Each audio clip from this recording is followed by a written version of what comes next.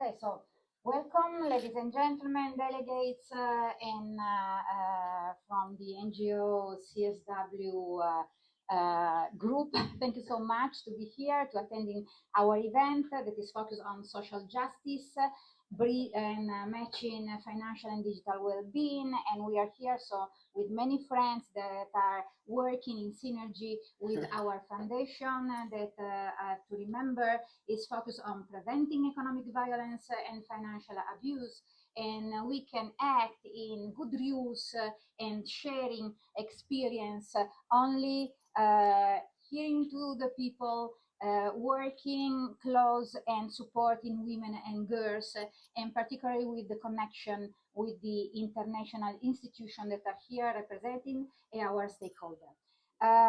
So just not to lose more time, but just to go straight to the point, we are here because we want that this event will move to a concrete platform in terms of commitment to invest in education, to strengthen data protection, and particularly to widen the access to digital tools that we produced in the last 10 years, and supporting the inclusive women health of innovation. We are cooperating under the rules of the Department for Financial Health, and thanks also to our colleagues here with me, Nicoletta Guzzardi, that are responsible of the international secretary, but is also a choreographer, and she produced our ballet. Sorry for Timothy Calamet, that not like ballet, a ballet and theater spectacle on mental health that we are diffusing into schools, not only in Italy but also in France and Belgium, for mental health, and in a project that is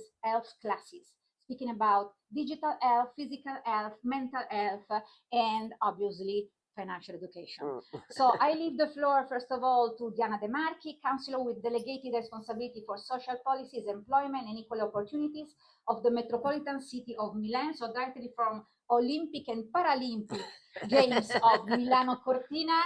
Diana De Marchi, the floor is yours. Thank you. Thank you very much. It's an honor for me. I thank you, Claudia and Global Thinking Foundation, but it's really very important to share the experience, as you said. And I want to tell you something about Metropolitan City of Milan. So we can reflect together. I think this issue is really crucial, and gender equality and the integration of financial education and digital well-being. So in this rapidly changing world, these two areas can no longer be considered separately. Our financial decisions now take place almost entirely in digital environment. So at the same time, our digital lives have direct consequences on our economic security, our autonomy, and our future. And so as a local authority, in recent years, we have chosen to invest in programs that strengthen people's financial capabilities, especially those most exposed to fragility. So in collaboration with AFOL, which is our agency for job and employment, we have developed structured pathways addressing key issues such as monitoring personal spending and budgeting, using digital payment tools safely, saving, and long-term financial planning. And these initiatives do more than provide technical knowledge, they restore decision-making power. And financial education is, as we know and as we understand, always looking at the work of Global Thinking Foundation, is a powerful tool of empowerment and a necessary condition to build autonomous life projects. So I would like also to focus on an aspect that is central to my mandate in social policies, labor and gender equality, which is economic violences. So is one of the less visible but most pervasive forms of gender-based violence, restricting access to money, preventing women from opening a bank account, or monitoring every expense. This creates dependence and vulnerability. So through pathways developed always with AFOL, with our agency of job and education, we provide career guidance, training, access to employment, and above all, in the last year, I would say, financial education that enables women to regain autonomy and take control of their lives. As we often say, freedom also passes through economic independence. So ensuring this independence is a responsibility that institutions must assume. We know also about digital well-being. We have identified also this rising priority. But what I also wanted to say, so we do also education with our schools and with our associations, especially recognizing and preventing digital fraud, so people who can identify the most common and deceptive forms of fraud, recognize emotional manipulation. This is very important and very difficult, used to scammers. And I think what is important is that these initiatives are part of a broader strategy involving schools, university, social services, and civil society organization and the private sector. We have to make that this alliance always become larger. And therefore, I'm very grateful of being here.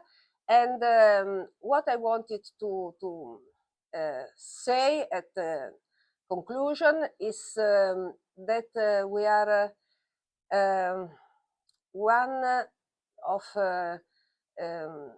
we cannot ask women to be independent if we do not provide them the tools to manage their finances.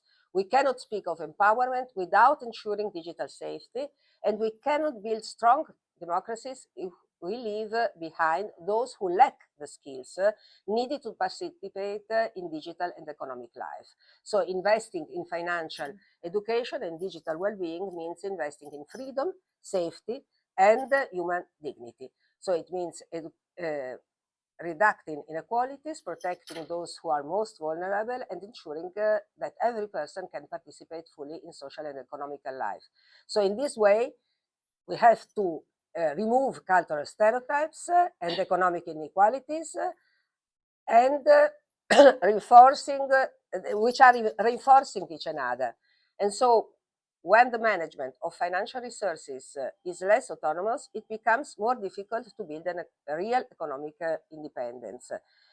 If we know now that financial and digital education can concretely reduce inequalities, and if we know that access to economic tools strengthens women's autonomy and benefits society in a whole, then the question we must ask ourselves, and I ask also my metropolitan area, is simple but fundamental. Do we invest enough as institution and as society to make these skills truly accessible to all women? So I think we have to invest more, and therefore I'm glad to be here and to continue with you to understand better what we have to do. And so as a representative of Metropolitan City of Milan, I'm committed to continue this work with determination, convinced that strong local policies can contribute meaningful to global goals and equality inclusion. Thank you very much. Thank you, Diana, also because the experience of the Metropolitan City of Milan is very important, not only because of this opportunity that offer us with the Olympic Games. I know that you have to rush to Milan this evening because tomorrow there will be more events regarding to the Paralympic Games. Yes.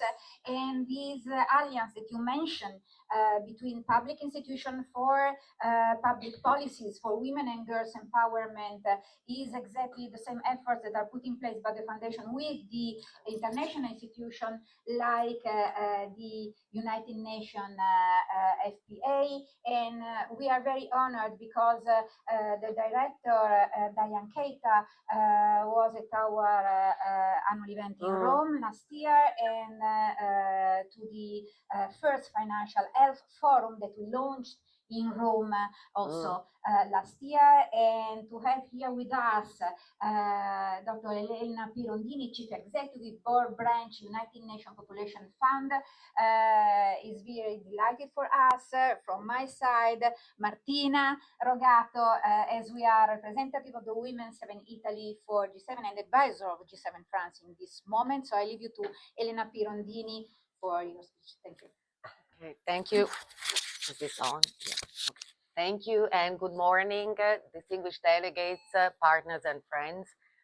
It's really a pleasure to be here this morning, and I'm very grateful to Claudia and the Global Thinking Foundation for inviting me. And through me, is it working? Not sure. Let's try. Can you hear me? Yes. Okay, great. So thank you so much, Claudia and Global Thinking Foundation, for inviting me and through me UNFPA to be part of this conversation, a conversation that is obviously very urgent, but I also want to say very hopeful. And I say hopeful deliberately because if we look at the title of today's event, we really have a very clear recipe of what the roadmap to social justice could be. It is very clear we have some key elements that are clearly outlined in a very clear cause-effect relationship. Women's autonomy and health are necessary conditions for social justice. Digital well-being and financial well-being, we multitask. Digital and financial well-being are critical drivers, and innovation, of course, is a key enabler that makes digital and financial well-being possible.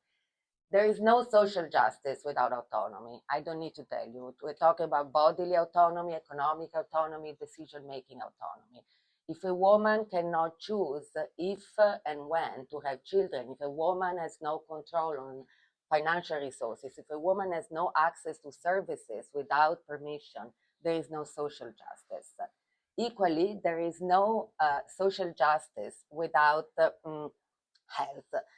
If a woman's health, if women's health is not researched, is not valued, is not funded, or if women's health is only reduced to reproductive functions, there cannot be social justice. And we know that instead, that when women's health is valued, is funded, is researched, there is a humongous potential that can be unlocked. A potential that, as we know, has been valued at about 1 trillion additional dollars of GDP, global GDP per annum by 2040. So if autonomy and health are necessary conditions, as I said, digital and financial well-being are key enablers. Um, when we talk about digital well-being, of course, we're not only talking about having access to a laptop or to a device. We're talking about having access to information, to networks, to opportunity. We're talking about being able to distinguish what is a life-saving health tip from misharmful information. It's about being able to participate. And similarly, when we talk about financial well-being, we're not only talking about having a bank account, we're talking about the brokering power that this bank account gives to a woman. In many households today, having financial resources determines whether a woman can have access to healthcare, whether she can purchase contraception, whether she can leave an abusive relationship. In 2026, a woman's health and autonomy are determined by her digital and financial well-being. Having digital access means having information, and having financial agency means having the power to act on that information. So yes, I am hopeful because we have the elements, we have the recipe, we're already working on it, and we know what works.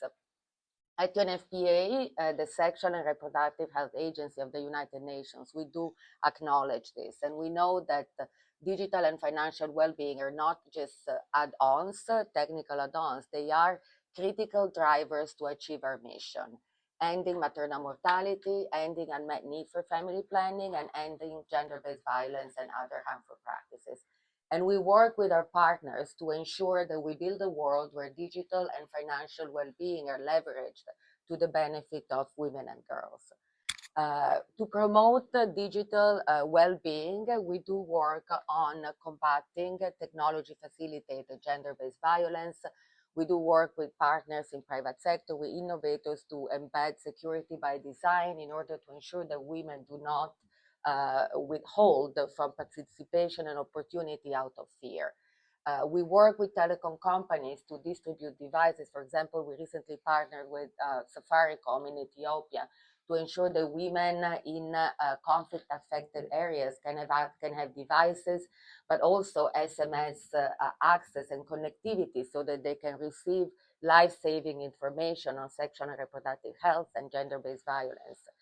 And we do work, of course, to promote digital literacy across the world. We work with governments, we work with NGOs, we do work with different partners to ensure that across the life cycle, women can build their digital literacy. So it's not only young women, we also work with elderly women to ensure that they not only know how to use a laptop or a smartphone, but they really know how to perform different operations online. And I recently had a chance to witness how powerful these trainings are in Moldova, when a group of elderly women was so unbelievably grateful to UNFPA and its partners for giving them an opportunity to be not only digitally connected, but then also socially connected to other human beings, and to be able to be empowered and being able to make the decisions. Similarly, we do work on financial well-being. Of course, our entry point is always sexual and reproductive health. So we do integrate our financial well-being, financial training programs as part of our comprehensive sexuality education programs. So we have trainings in Eastern and Southern Africa, very comprehensive ones, where we teach young women about savings, about banking, about investments, but also at the same time about comprehensive sexuality education. We have trained in India over 600,000 DG Shaktis, or peer educators, who train in turn other young people on financial skills, but at the same time act as advocates for sexual and reproductive health and rights. And also we work on women's entrepreneurship. So we teach young mothers how to run small businesses. We work and we provide seed funding to some of these smaller companies in order to ensure that they scale up. So the examples could continue, but the bottom line is that through this program that we implement with partners, we see what social justice looks like in practice when digital and financial well-being are being leveraged. And a lot has been done, but of course, as always, much more needs to be done. So as we look at how the needle can be moved, we really look at three fundamental accelerators. The first one, obvious, is action. But when we say action, we mean concerted, systemic, at-scale action. So action from the industry to ensure that solutions targeted to women are developed. Actions by investors to ensure that solutions targeted to women are indeed properly financed and brought to scale. Action from regulators and policymakers to ensure that the right policies are in place and implemented. And of course, action from civil society to ensure that digital and financial well-being continue to remain a priority for all the other stakeholders. Progress doesn't mean much, however, if it's not brought to scale. So the second accelerator that I want to underline is access. Innovations, breakthrough don't succeed or fail in pilots or in experiments. They succeed or fail in real life, in having the financing, in ensuring that they reach the communities that they're supposed to reach. For 4 billion women and girls around the world, many living in contexts that are very fragile, the real question when it comes to digital and financial solution is, will I have access to this solution? Will I be able to afford them? Will these solutions be there for me tomorrow? So it is really important to focus relentlessly on the last mile.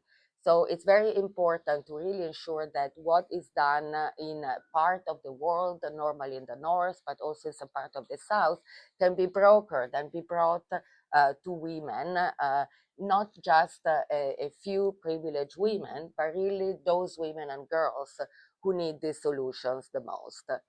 Finally, and most importantly, the third accelerator is accountability. Of course, any ambition without accountability is merely rhetoric. It is crucial, therefore, to have very clear commitments, measurable commitments, clear ownership, clear timelines. Most important, it is crucial to ensure that commitments, the results are systematically measured vis-a-vis the commitments. This is why data are so important. As UNFPA we invest a lot of our work in ensuring that we have disaggregated data, that we have data disaggregated by geography, income, ethnicity, and so on and so forth, to ensure that every woman and every girl can indeed be visible and results can be properly measured. And this is why we welcome very much indicators and tools such as the Financial Health and Justice Index that were developed by the Global Thinking Foundation as one of those tools that are really essential to ensure that the progress can really be measured and stakeholders can be held accountable.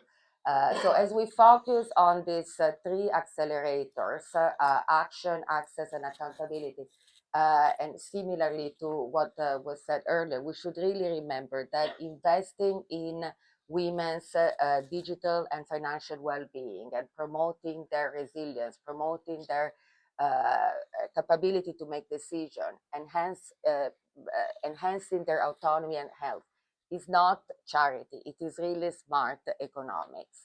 When we invest in women's autonomy and health, economies grow, societies are more stable, and and a better future is possible for all, not only for women and girls. So we have a historic opportunity ahead of us. We know what works from different examples of the work that we're all doing in our respective capacity. We know what the returns are, and we know that there is an immense cost to inaction. So let us take today's dialogue as really an opportunity, and of course the coming day at the CSW as an opportunity to all renew our shared commitment to advance in our respective capacities the advancement of digital and financial well-being to disrupt inequality and ensure that social justice can stop being an aspiration, but can really become a reality for women and girls, every woman and every girl, and for generations to come.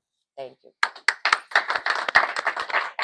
Thank you so much to Dr. Elena Pirondini. And now a message coming from our partner. As was mentioned by Elena, we are working to an indicator on financial health and the first research on femtech, so all the technological application to the women health, with the unconditional support of Alexion and Angelini and our partners PQA Group and Deloitte. So this is the message from Anna Chiara Rossi, Vice President General Manager of Alexion, introducing the bulk of this research. Good morning, everyone. I am Anna Chiara Rossi, Vice President and General Manager of Alexion, AstraZeneca Rare Disease in Italy. So I would like to begin by thanking Global Thinking Foundation, Deloitte, and PQE Group for creating a forum that places at the center three essential dimensions of well-being: financial health, welfare, and femtech, with a specific focus on women. At Alexion, we choose to support the financial health forum because its goal, understanding how financial health and welfare policies affected women, including those with complex and chronic conditions, align closely with our mission. The research promoted by Global Thinking Foundation, Deloitte, and PQE explores how health, economic stability, and inclusion can contribute to a more equitable ecosystem. And for a company like ours, dedicated to rare disease for more than 30 years, this means improving not only access to innovative care, but also the living condition and long-term well-being of women living with rare disease and their families. Because health, in our opinion, is not only clinical, it's also dignity, stability, and the ability to choose. Alexion is committed to developing transformative therapies for people with rare and ultra-rare conditions. A gender-sensitive approach is essential to understanding the daily challenge women face in the healthcare and social system that often don't fully acknowledge their personal, professional, and economic needs. In Italy, over 2 million people live with rare disease, and for many, the path to diagnosis is an odyssey. An average of 5 years to reach a diagnosis, 7 or more specialties consulted, repeated tests, and frequent misinterpretation. And for women, the situation is even more complex, where diagnosis takes on average 1.7 years longer than men because their symptoms are more easily dismissed as stress or anxiety. And another key element is that 70% of rare disease begin in childhood, and this means women are disproportionately affected, first as patients and then as caregivers, mothers, daughters, sisters, who carry the responsibility of supporting their families through long and difficult care pathways. For too long, that are capable of capturing this complexity were missing. And in order to fill this gap, in 2023 we launched a program, Women in Rare, together with NIAMO, the National Federation of Rare Disease Patient Association, and a broader network of scientific and institutional partners. And thanks to the project, we had the first rigorous study worldwide examining the clinical, psychological, and socio-economic impact of rare disease on women. And its findings led us to establish Women in Rare as a permanent think tank. This year, the focus is on diagnostic delay, and the survey we conduct with the support of Chances and Items, called From Rare to Recognize, has outlined points of great relevance. First of all, women wait significantly longer than men between the first symptoms and diagnosis. Second, 42% female patients experience financial decline after diagnosis, losing on average €3,000 per year in 45 working days. And then more than 40% of women caregivers have stopped seeking employment. So these numbers show clearly that rare diseases are not only an health issue, they are also an economic and social challenge.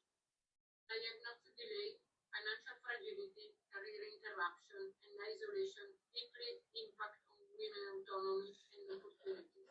And this is why equity matters. When diagnoses come too late, women face growing physical, emotional, and financial burdens. And when caregiving responsibility fails many of them, entire generation lose independence and freedom of choice. At Action, we believe that rare disease must be addressed with a systemic approach, because these inequalities are not inevitable, but they are structural, and what is structural can be changed. Initiatives like the Financial Health Forum broaden the conversation from treatment alone to quality of life, access to rights, and the development of the inclusive ecosystem of well-being. So women are not asking for exceptions, they are asking for a system built with their reality in mind, and a system that protects health, autonomy, and participation. And as Alexia, we are committed to this transformation and invite institutions, organizations, and companies to join us in building more equitable and inclusive pathways. Thank you. So let me say very clear that 75% of victims of economic violence are affected by mental health. And that's why we need programs to help, and we will launch the first course for caregivers, legal tutor, and disability workers with the municipality of Milan, with Invalid, and all the structure, also because to manage the economic sustainability of people with disability is another big problem in order to be introduced into the working program as well, with the consciousness of their rights. And another point that was raised by Dr. Pirondini is related to reproductive health. For this reason, I have to thank very much that just joined us Mrs. Marina Renna, that is our volunteer here in New York. Thank you, Marina, because she's inspiring the Health Classes project, and she stressed, as having two young daughters, the way to introduce into this program reproductive and sexual rights for women, because close to the digital rights and to increase also the perception of cyber violence is another big problem that we have to face starting from schools.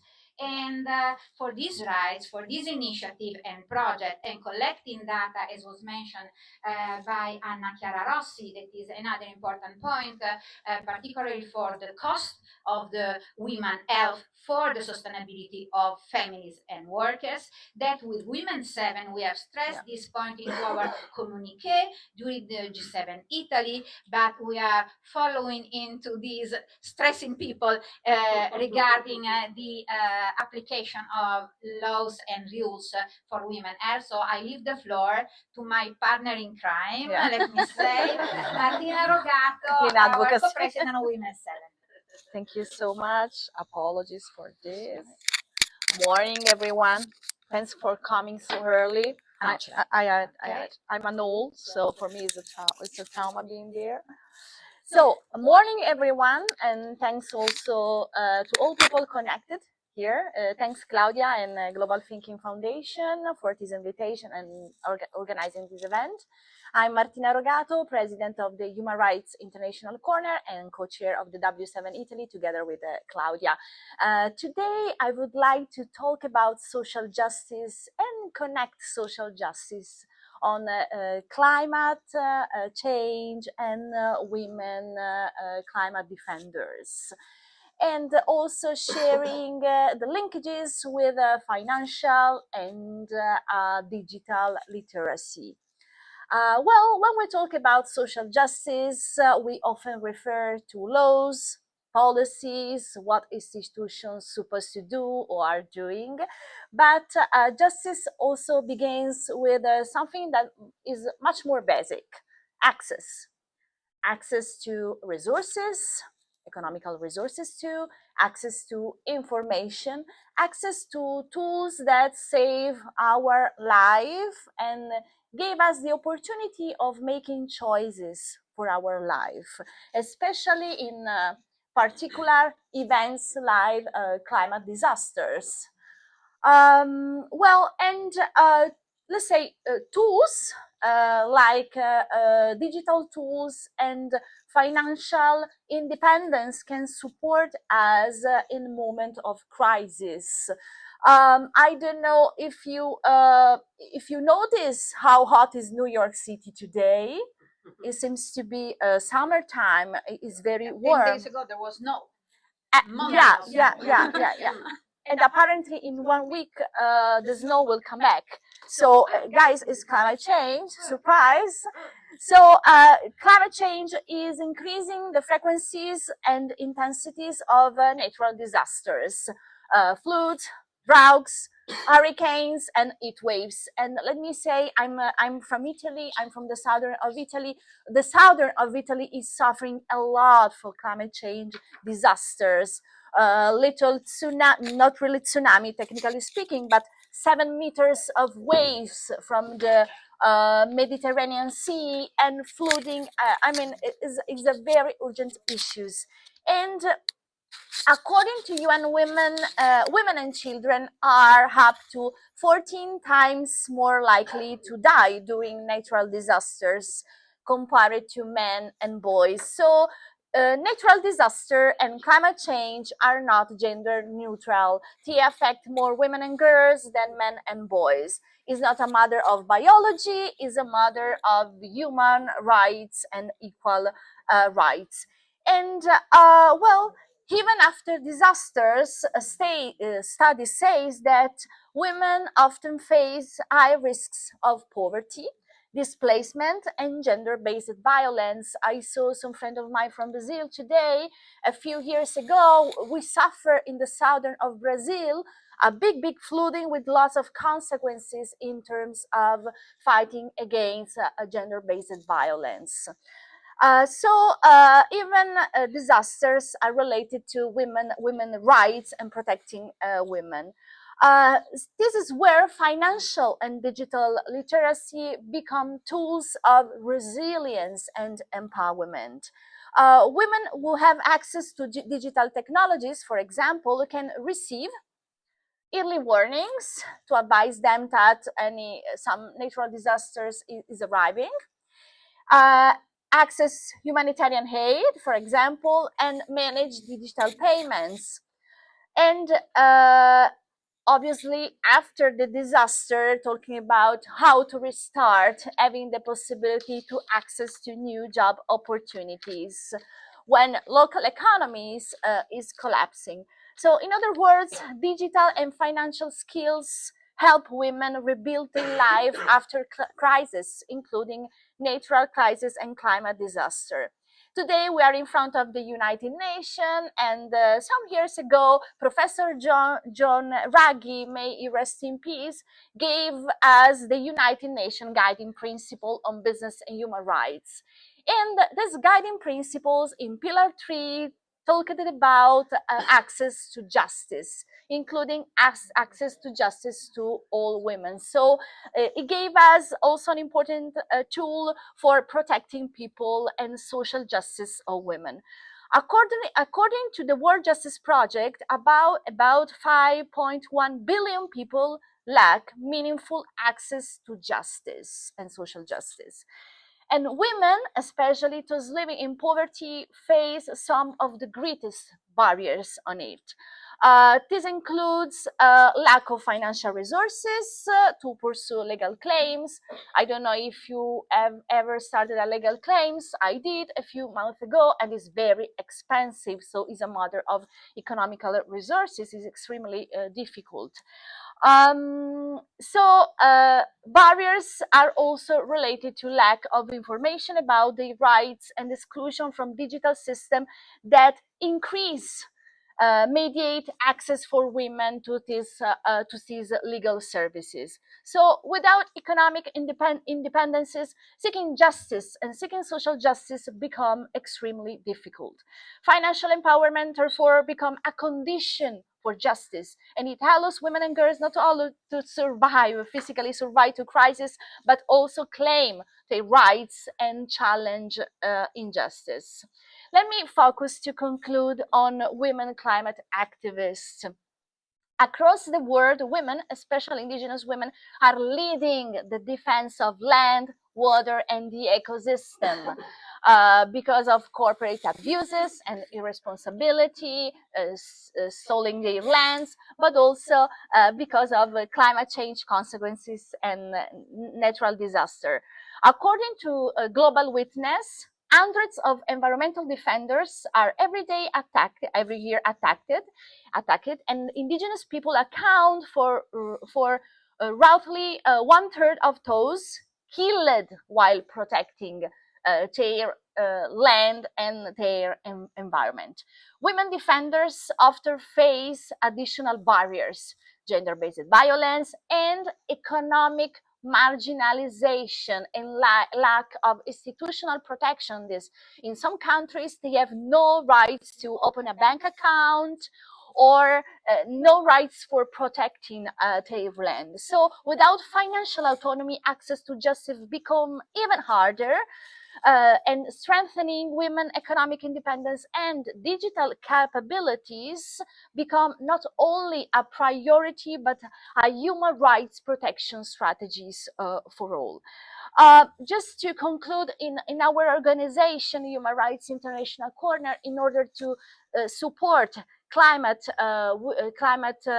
defenders, especially women, we joined an app. This app is named UnPlaza. We can translate for protecting, and we are in connection with another bigger network named Net Defenders. And this network is a national network in UnPlaza, working to support women through legal, economical, and psychological support in case they got arrested, they are having legal issues after demonstrating their rights, after peacefully expressing their dissent. So we are trying to, let's say, support economically, offering for free legal advice and also psychological advice.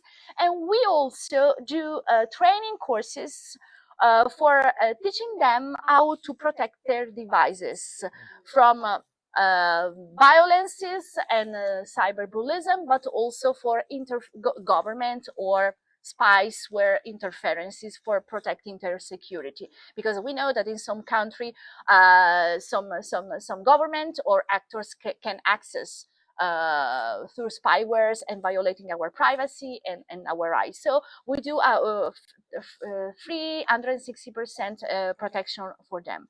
So we believe that justice and social justice cannot exist when women lack the tools, the digital and financial tools for defending themselves. And if we truly want resilient and democratic society, financial independence and digital access for women and girls cannot remain optional policy. They must become, for all of us, political priorities. And if we fail to guarantee this tool to claim their rights, women's rights, the equality will remain a promise written on paper, but never leave it in reality. So let's work together for this. And we thank you so much, the Global Foundation, for the amazing job they are doing on economic empowering women in Italy and worldwide. Thank you.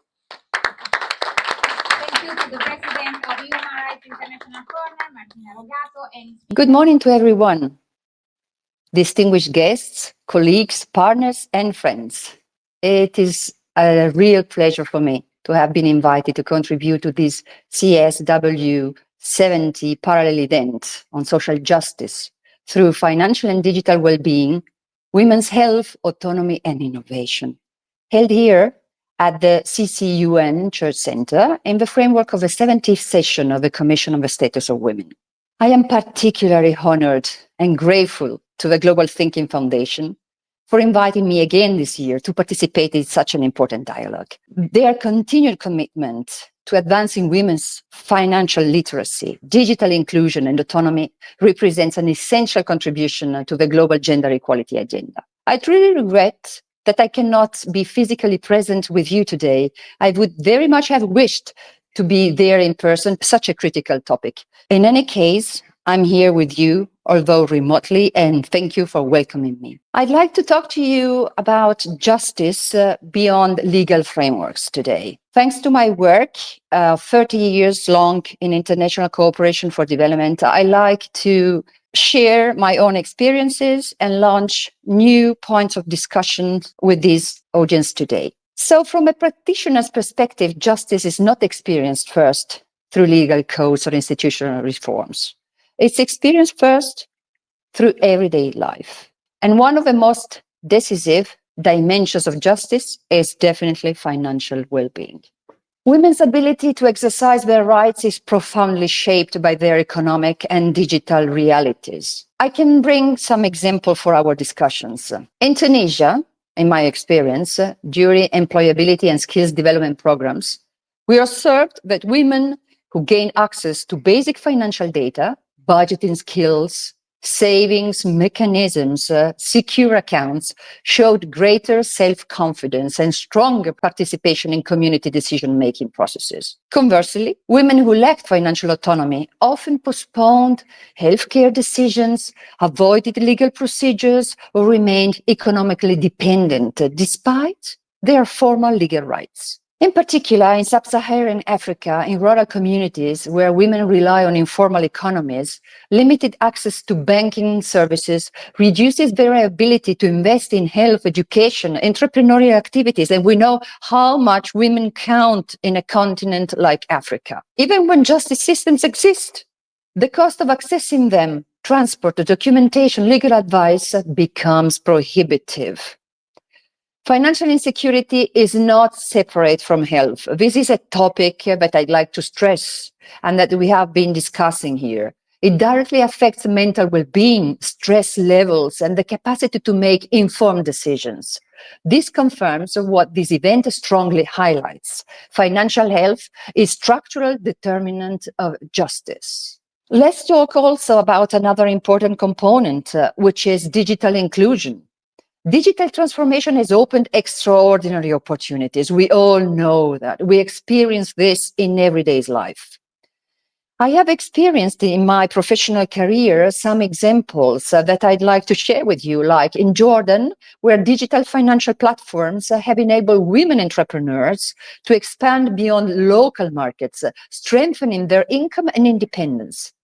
In Eastern Europe, on the contrary, digital public services have improved access to social protection systems for women in remote areas. However, digital inclusion without literacy and safeguards introduces new vulnerabilities. In several contexts, we have seen women accept digital financial contracts without fully understanding the conditions they were signing up, share sensitive personal or health data unknowingly, become exposed to online harassment and data misuse.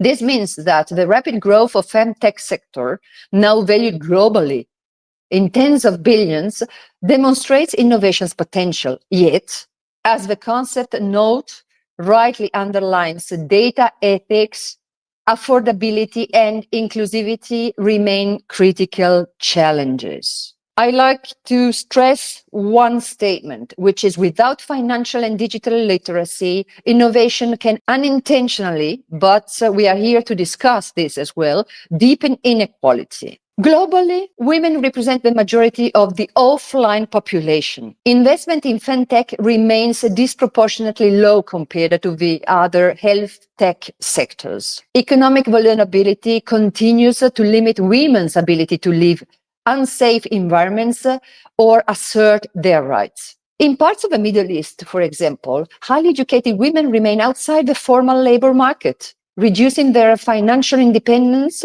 and consequently their decision-making power within families and communities.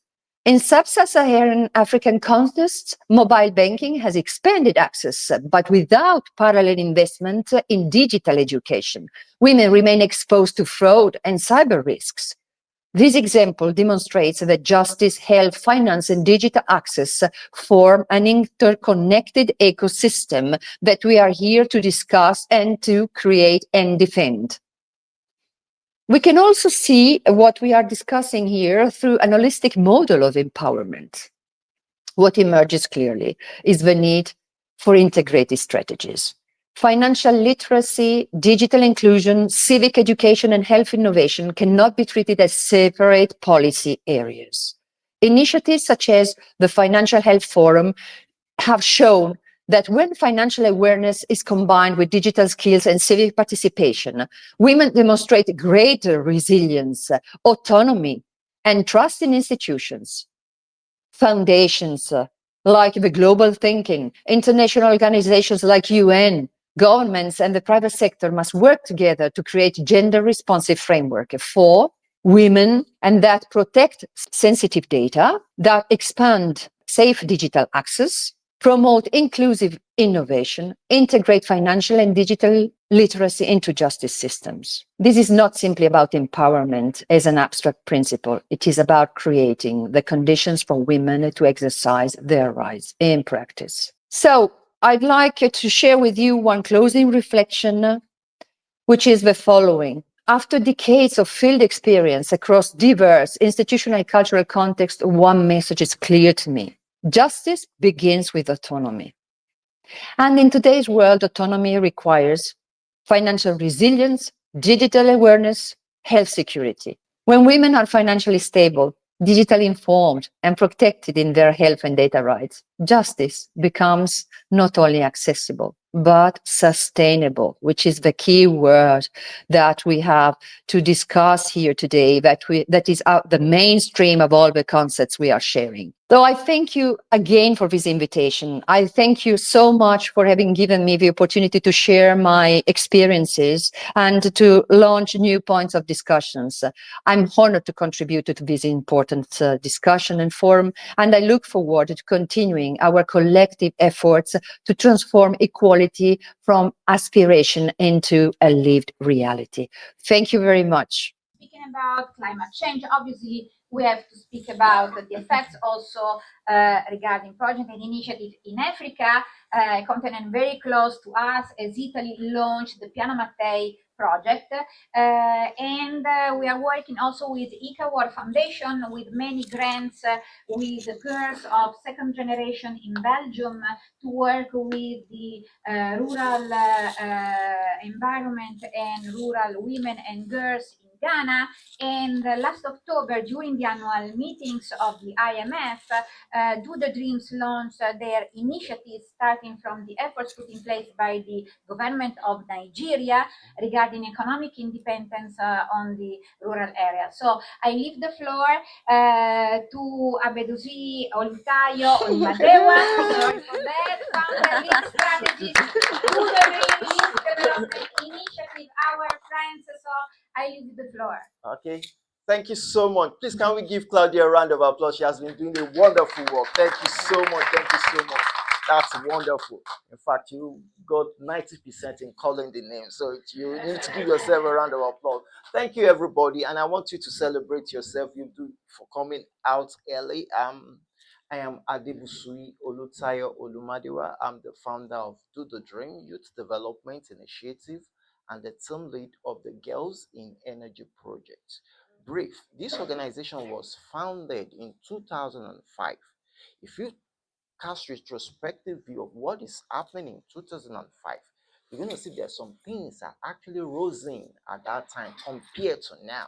So we saw the future, and that was what gave us the opportunity to venture into this field, the Do the Dream, telling the people, telling every young and old that they can actually do their dream irrespective of the challenges they have anywhere in the world. So our focus is on local actions. We believe every impact must be local, and we are the one championing local actions as an economy, because we believe every country must have something called Ministry of Local Actions. It is when we domicile that, that is when we really understand the value and the validity of impact that we actually want to communicate. So I have to bring that. So I want to thank Global Thinking Foundation, Deloitte, PQE, Alex Angelino for inviting me for this wonderful event. And I've been asked to speak on the role of the territorial institution in promoting social justice, well-being, economic autonomy for women under the theme social justice through financial and digital well-being, women's health, autonomy, innovation, the EcoSoc case study. So when we got this, we called that team together that we need to do something differently. How are we going to approach this? So they told us, let's break it down. Let's break it down. So we had to break it into 5 areas. The first one, framing the issue. What's actually the issue? Because we have to localize it, bring it to our communities. Look at the case study of a community in my country and tell them, okay, what are they trying to communicate? What exactly do you want to see? The second one, EcoSoc case study. What are we doing? Are we communicating theory, or we just want to let people know these are the things that is possible? The third part, our lens, the new project. How does this fit into exactly, excuse me, what we want to achieve? Then the fourth, territorial institution in practice. What must change and what we must change individually in our locality. Then the fifth, economic autonomy, health, and well-being. So I said, I come from a communities where girls' postcode all determines our prospect more than our potentials. Today, I invite us to ask a simple, unsettling questions.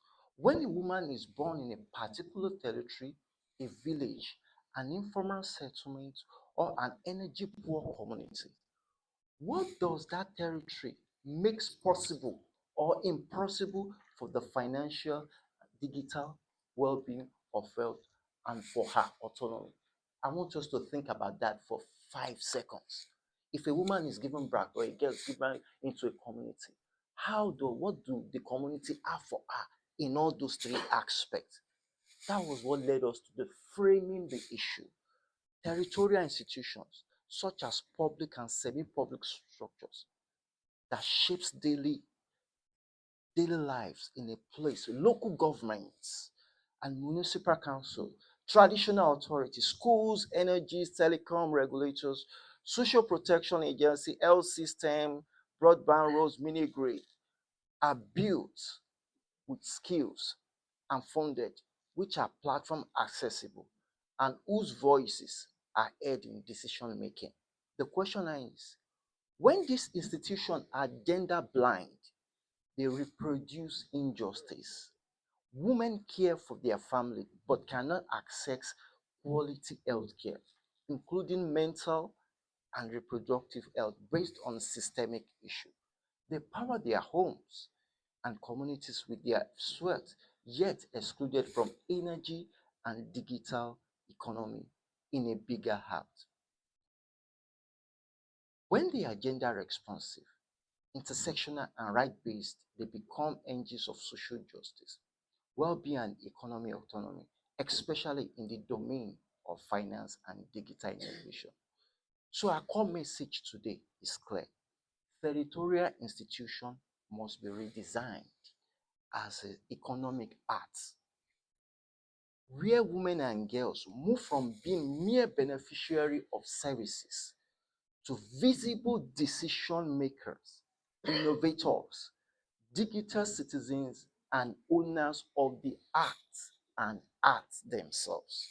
So that was what led us to what we are doing presently with all this situation. Our case study would Do the Dream. Do the Dream act as local actors, pioneering progress for prosperity, austerity, and sustainability, where global norms must where global norms meet local realities. Our works offers an ECOSOC relevant case study of how territorial institutions can either block or unblock women's right to practice. Local partnerships between civil society, schools, local council, private actors can transform art to reach into a hub of youth innovation. When girls are given access, mentorship, safe spaces, they begin to reimagine their trajectory in ways that aligns with sustainable development goals, not with limiting stereotypes. Through leadership programs that we do since 2005, through advocacy, the Girls Are Asset project, in which we gave back to in 2008, and through the Leadership Library, the first in Africa that we built, that we are still taking all over Africa, in strengthening democracies, in strengthening management, we believe African dreams can actually be shaping and women's role can actually be conspicuous and visible. Pilot approaches, where girls' aspiration in STEM, entrepreneurship, and community leadership are treated as developmental priorities and not afterthoughts. These experiences guide our approach in birthing the girls in energy. One of the key things we have noticed over time is this. Many governments put girls' roles as an afterthought, thinking they are not really needed. The third lens, our lens, the Girls in Energy project, financial and digital well-being. At Do the Dream, we approach territorial justice through intersection of energy justice, financial inclusion, digital well-being of girls and young women. Through Girls in Energy project, we work with girls and young women from underserved community to build foundational digital technical skills for energy and green economy. Connect education and digital literacy to real market opportunities, including renewable energy enterprise and green jobs. Link access directly to livelihood, health outcomes, digital learning in their own communities. In many instances, a girl lack of reliable electricity, devices, and connectivity is not simply an infrastructural gap. Why many of us think it's an infrastructural gap? It's a justice and health issue. Without electricity and connectivity, she cannot study safely or access digital learning platform. Her access to financial services, digital payment, and entrepreneurship, entrepreneurial tools is severely restricted. And that means it's a generation that has been cut out from progress. By treating energy connectivity as rights, not privileges, and placing women at the center of local energy and digital transition, Girls in Energy is helping transform territorial institutions, schools, local council, energy and ICT agencies, financial actors into advancing social justice and financial autonomy and digital well-being. The fourth case study, territorial institution in practice. What must change and what we must change? For territorial institutions to genuinely promote social justice, well-being and autonomy for women within the financial and digital agency, 3 shifts are essential, from projects to power. Too often, women and girls initiatives are treated as temporary projects other than structural shift in power and resource allocation, national and local government regulators, reserved seats and voting right for women and young women in local government planning, energy, ICT. So basically, this part is telling us why inclusion must be made an economy, why we must create an opportunity for women to actually make a decision from themselves, from birth, not when they are adults, from birth, because that is what will close the leakage that allows injustice among the government and nations globally. The fourth one is from service delivery to co-creation. Women and girls should not only receive services, they must co-design them. And that is the beauty of why we believe Girls in Energy is an answer for today's days. Territorial institutions can co-create local energy and digital inclusion plans with women's group all over the world in achieving this. And if you look at the framework of the Girls in Energy, it is built around 5 C's: the career, linear and the non-linear, conferences, competition, community development, and what the campaign. And the overall of this is this: we believe that if you have the capacity, you get the knowledge, you must be able to institute a 10 megawatt mini grid in your community to serve your community as a woman. And what does that do? It reduces terrorism, it reduces insecurity in your community, it increases economic output, and also increase the revenue for the local communities. And that's how we can actually frame and shape the territorial institution adding to this. So in conclusion,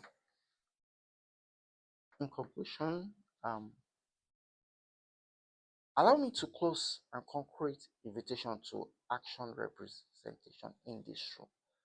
National and local governments, regional and international organizations like yours, private sectors that are here, civil societies. I think we have a role to play, and our role must move from just creating verbal prowess to actionable impact and measurable input that we can take to our communities and share with our people, so that by next CSW, we can come in and present the roadmap of our hearts from last year to this year.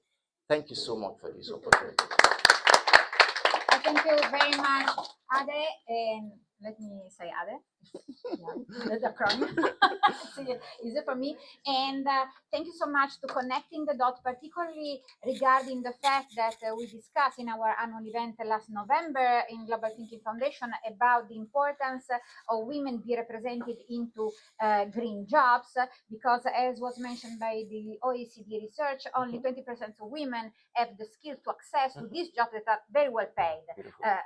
And also because your project working with rural areas with women and girls empowered not only by skills and work empowerment, but also the contribution that they are able to give to their community is very important, and put at the center the efforts by women and the contribution of women to the economic development of this area. So thank you so much for this testimony. And now we have from Central Africa, we move to the north of Africa with Professor Zora Bugwera Guerra, sociologist, expert, Comité de Vigilance pour la Démocratie en Tunisie.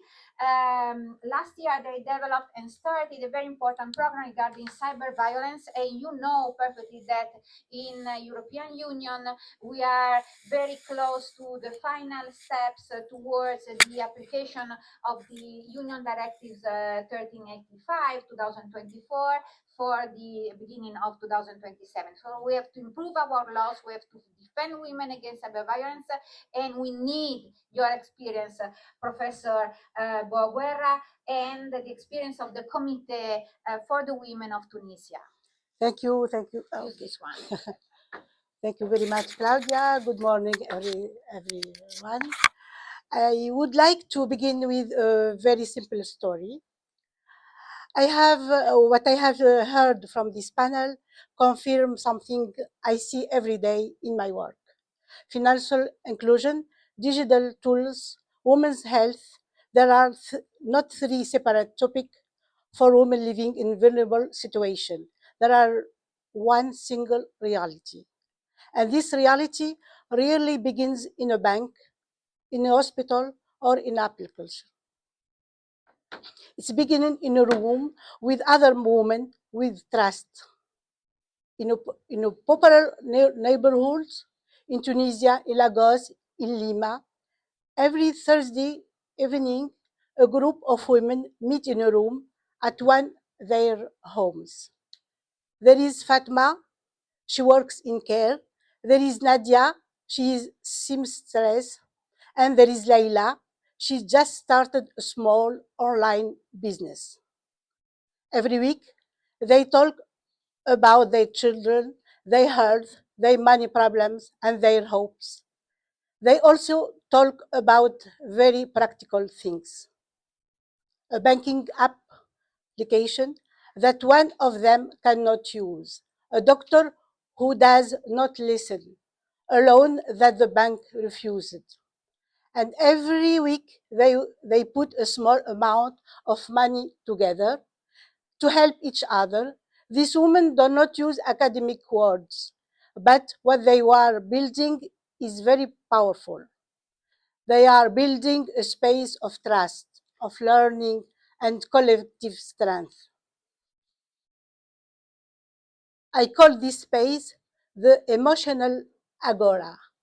In ancient Greece, the agora was a public space for discussion and citizenship, but it was mainly reserved for men. Women had their own space, smaller, less visible, but just as important. The emotional agora is one of these spaces, an informal space, sometimes a room, sometimes a WhatsApp group, where women come together to share, learn, and support each other. In these spaces, women build what I call total literacy, financial literacy, understanding credit, saving payment tools, digital literacy using platform and staying safe online, health literacy, recognizing symptoms, accessing care. For women in vulnerable situations, these three are never separated. They are learned together or not at all. Emotional are not only personal feelings. Emotional are social resource. They help people build trust, solidarity, and collective action. Women have created systems of financial solidarity for thousands of years and everywhere in the world, in West Africa to teens. In South Asia, cheat founders. In Latin America, tandas or juntas. Juntas. In Middle East and North Africa, dandinia or jamaya. The names change. The principle is universal. These systems are not an invention of development policy. They existed before banks. They existed before banks, before microcredit, before digital platforms, and they have survival of them. Think about what this means. A woman in a rural village with no bank accounts, no credit history, no collateral. She has access to capital every single week. Not because a government program reached her, not because a Finnish startup founded her, because their neighbors trust her. This is not informal finance. This is the most resilient financial system in the world. That room is already a platform. No code, no algorithm, but the same function, connecting people, circulation. Resource, building trust. Women invented this thing before Silicon Valley did.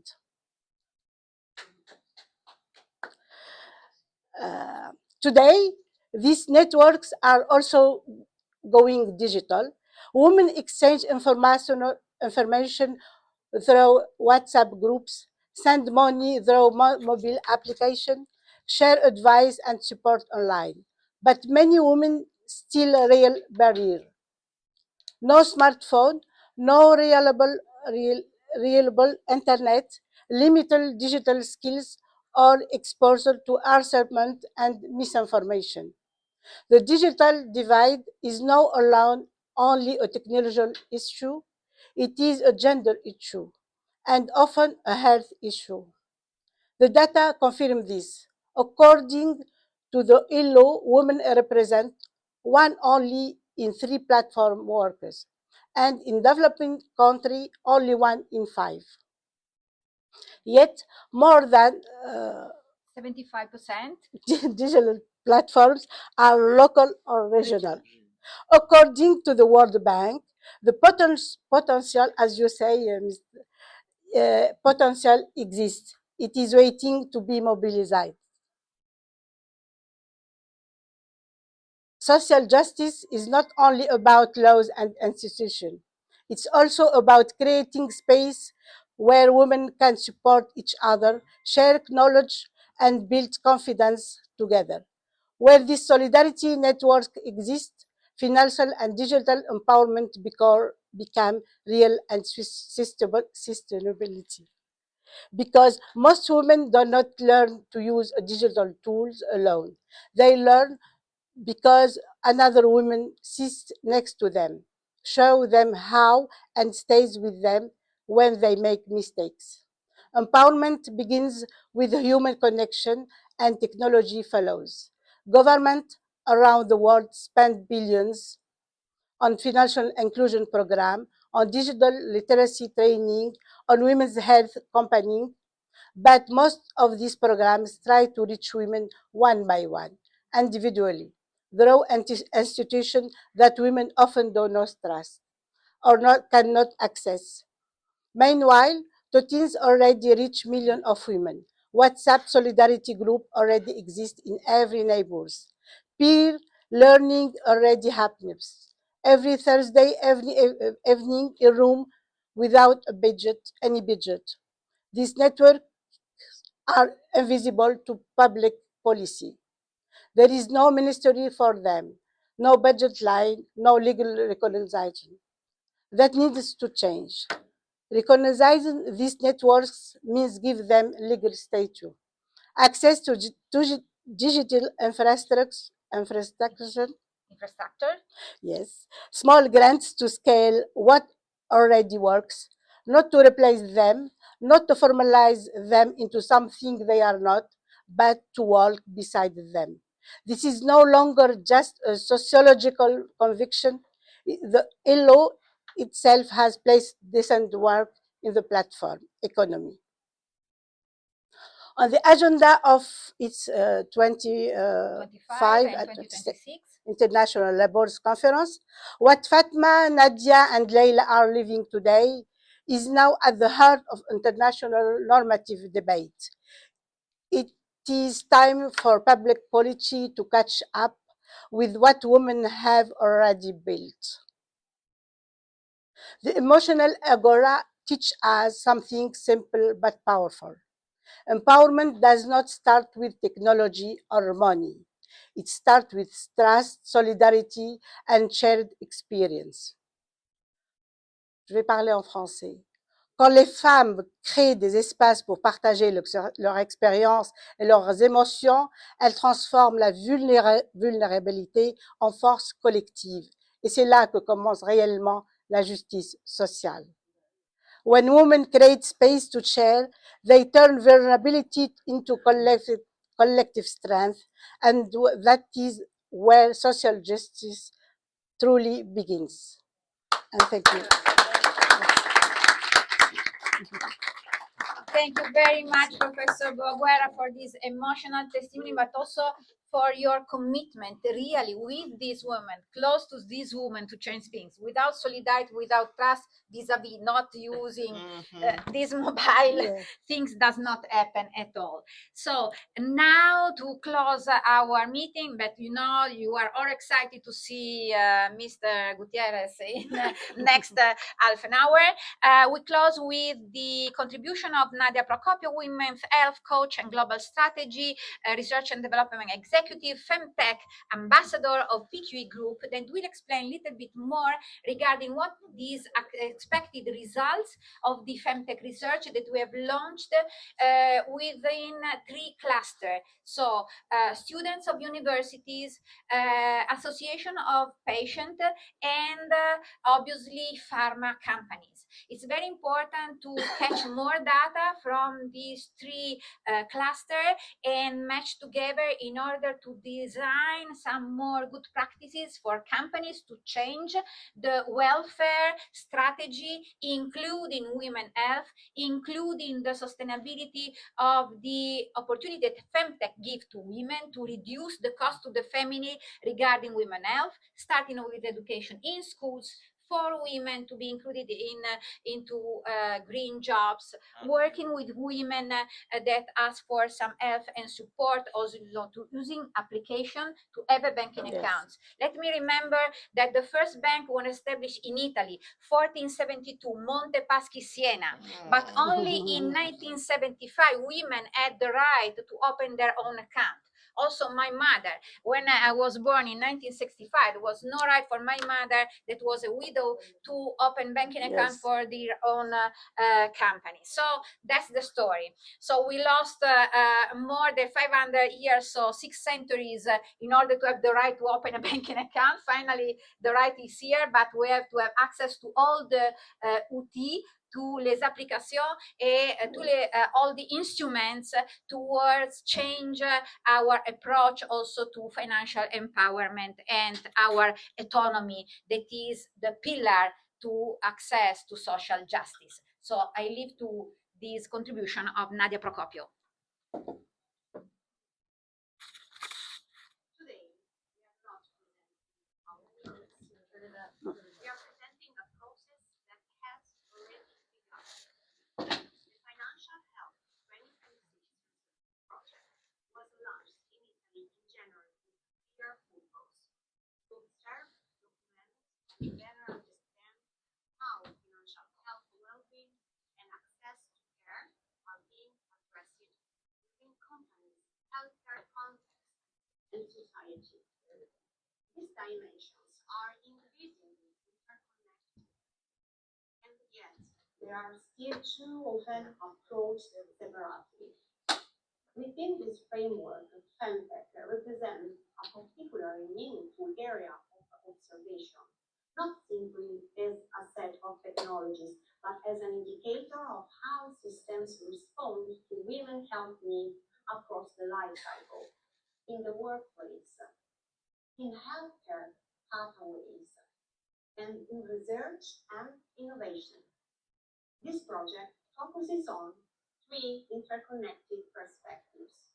First, life science companies and healthcare companies, where decisions around welfare strategies, innovation, and workforce well-being have a direct and systemic impact.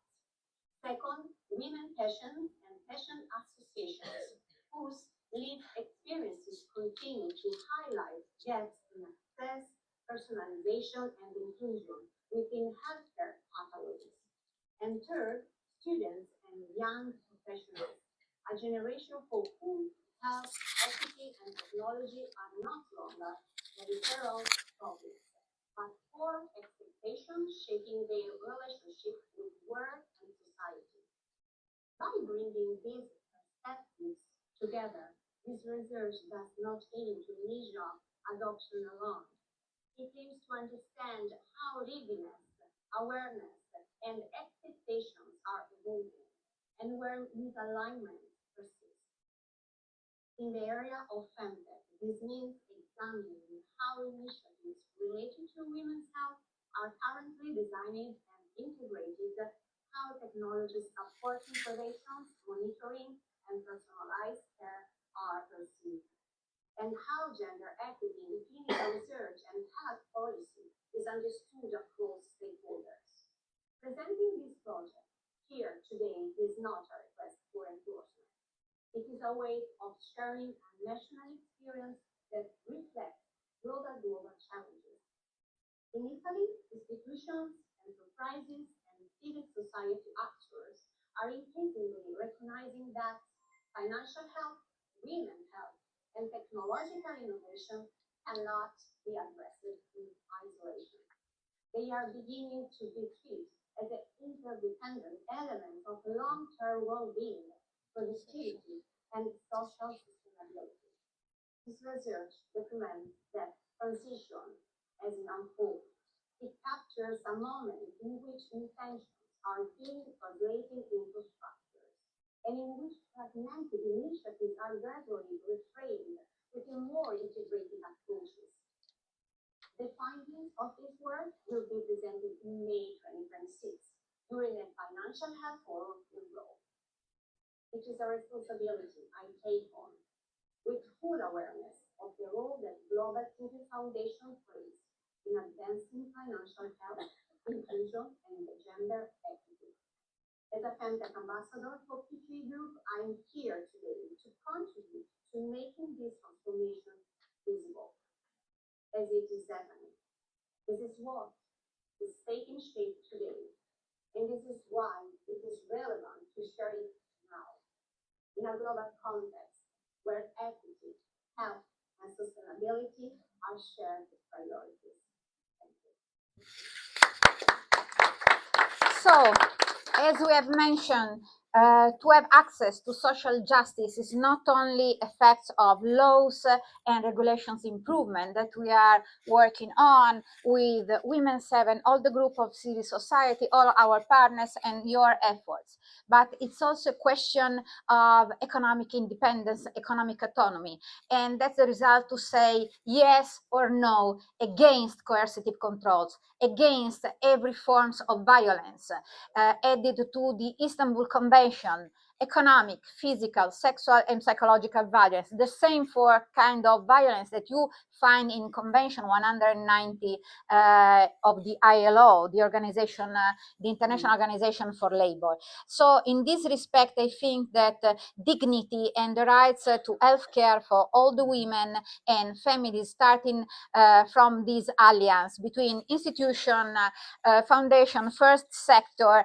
association, and activists on all the women rights and the people that are working with the territory, hearing at the need asking from women, and also with our shelter, with our call phone regarding and our volunteers who are working to support women affected by economic violence and financial exclusion.